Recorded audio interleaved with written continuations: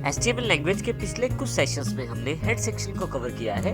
आने वाले कुछ सेशंस में हम बॉडी सेगमेंट को ध्यान में रखते हुए बॉडी सेगमेंट की जानकारी लें। बॉडी टैग हेड सेक्शन के पश्चात प्रयोग किया जाता है। ये वेब पेजेस की बॉडी डिफाइन करता है। इसका अर्थ ये हुआ कि यदि आप वेब पेज के अंदर कुछ डिस्प्ले करवाना चाहते हैं तो आप बॉडी टैग के अंदर काफी सारे टैग्स का प्रयोग कर सकते हैं। उदाहरण के लिए जैसे पैराग्राफ्स, अगर आप पैराग्राफ्स बनाना चाहते हैं बॉडी टैग के अंदर यानी कि अपने वेब पेज के अंदर, तो आप बॉडी टैग के अंदर वो टैग प्लेस कर सकते हैं। हेडिंग्स, यदि आप किसी स्पेशल लाइन को डिफाइन करना चाहते हैं या कुछ टाइटल्स डिफाइन करना चाहते हैं तो हेडिंग्स का प्रयोग कर सकते हैं। इमेजेस, आप अपने वेब पेजेस की सुंदरता बढ़ाने के लिए या कुछ जानकारी इंपॉर्टेंट देने के लिए इमेजेस का प्रयोग भी कर सकते हैं। इमेजेस भी बॉडी टैग के अंतर्गत ही प्रयोग की जाएंगी।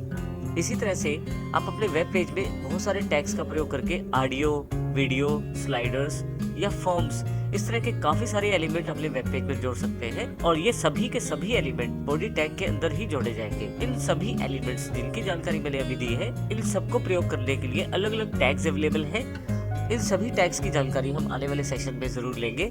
इसके साथ साथ ये भी ध्यान रखना जरूरी है कि इसके अलावा भी बहुत सारे एलिमेंट्स हैं जिनको आप अपने बॉडी टैग में इस्तेमाल कर सकते हैं। तो आइए हम बॉडी टैग की जानकारी लेते हैं अगले सभी सेशंस में।